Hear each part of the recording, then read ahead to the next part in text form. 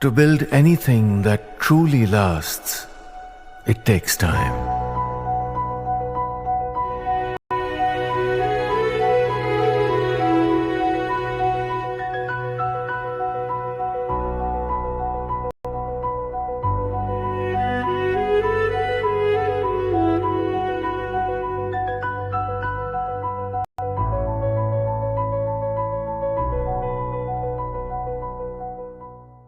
Bank has posted Q1 numbers with a net profit decline of 32% to 463 crore. But you talk about NII, that has shown a growth of around 5%. To discuss earnings, I have with me Sudhanshu Jain, CFO IDFC First Bank. Mr. Jain, welcome to ET Now. My first question to you will be on numbers, whereby there has been a lot of discussion about MFI book. I can see collection efficiency has remained 99.1%, but if I talk about absolute numbers, 514 crore of NPA addition due to MFI portfolio. Help me understand if it has degrown quarter to quarter. If I talk about absolute number, why it is still a pain point? First, and thank you for the question. First of all, good morning, everyone. Speaking on MFI, I know it's the topical issue last few quarters. Let me fill you with some numbers. For us, MFI book has declined by about 13% during the current quarter. In fact, YOY, the decline is a bit sharper at 37%. So we have been operating very cautiously on this segment, given what we are seeing in this space. Slippages are high in this quarter because we had an elevated SMA position at Q4 last year. The good part is the SMA numbers have reduced from there on by 50% in this quarter. So we are seeing that the pain is reducing, and definitely it will lead to moderation in credit cost going forward. As you rightly said, collection efficiency has also seen a marginal improvement in this quarter from 98.1% to 99%. Of course, it's still lagging behind the 99%.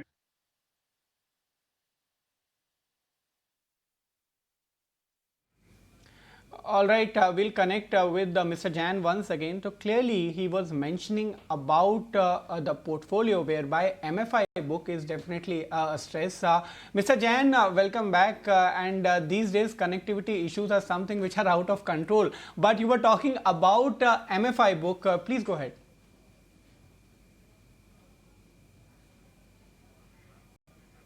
Mr. Jain, are you able to hear me now?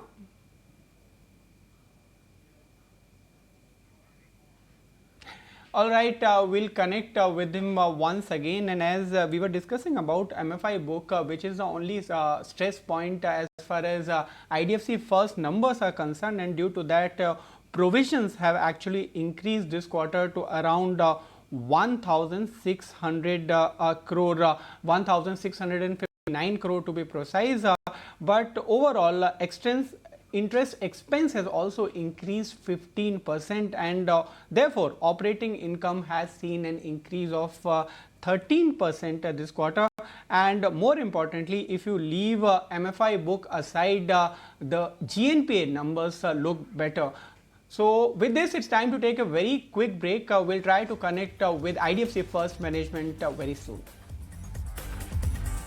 Mr. Sudhanshu Jain, Chief Financial Officer of IDFC First Bank. Mr. Jain, we were discussing about MFI book whereby collection efficiency has improved, but stress is increasing. How do you think this pain point will get away in the coming quarters? No, in fact,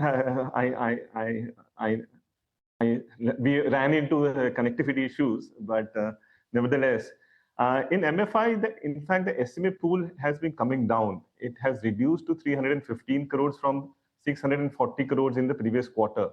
So definitely the incremental pain is reducing here. That's a drop of almost 50%, right?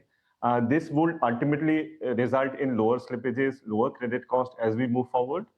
Collection efficiency is also improving, as you rightly said, improved to 99% from 98.1% in the previous quarter. Of course, the good levels here are 99.5, 99.6, which we used to post in the past. So, of course, we are monitoring this portfolio, but things are getting better on the ground is what I feel.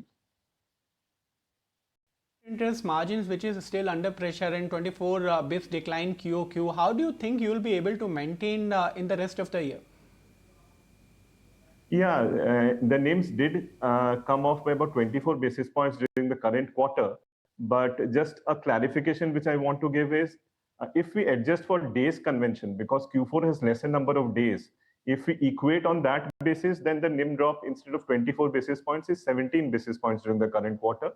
There are multiple reasons for this NIM drop. One is the repo transmission, which has happened to some extent. Of course, there's a repo transmission of 50 bips of June, which is yet to happen. Second is my MFI book has declined by 13% in this quarter. This also led to NIM dilution. We have also been ramping up the wholesale book, which is coming up quite well. That is NIM dilutive in some sense. And lastly, I would say is that investment yield has come off as the interest rates have slowed down in the system.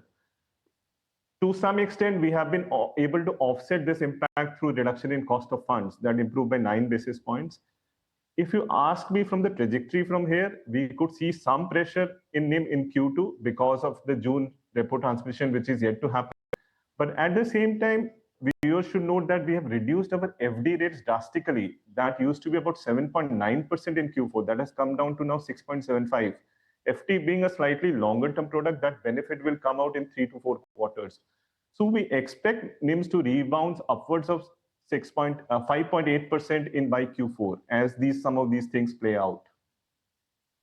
Also, one of the few things which was standing out in your commentary was MSME. You are saying there is no stress, and this is quite a different commentary what we have received from other banks. Help us understand how are you navigating this portfolio?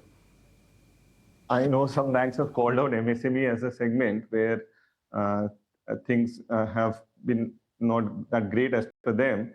If we ask for us, we have been in fact growing this book.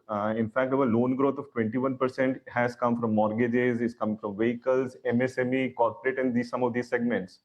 We have also been growing business banking, which is a working capital loan, right, which is secured largely by property and other collaterals. So it's to a great extent secured. So while we are cautious on this portfolio, but we are seeing credit cost of about 2.1% of this portfolio, which is broadly similar to the overall credit cost which we are experiencing. Of course, as we all hope that the economy should rebound and some things should get better all around, right? So we are not per se very much concerned around this segment as such, which has been called out. All right, you spoke about MSME segment. MFI, you have already reduced to around 3% of your overall portfolio. What is your projection for credit cost for this fiscal year then?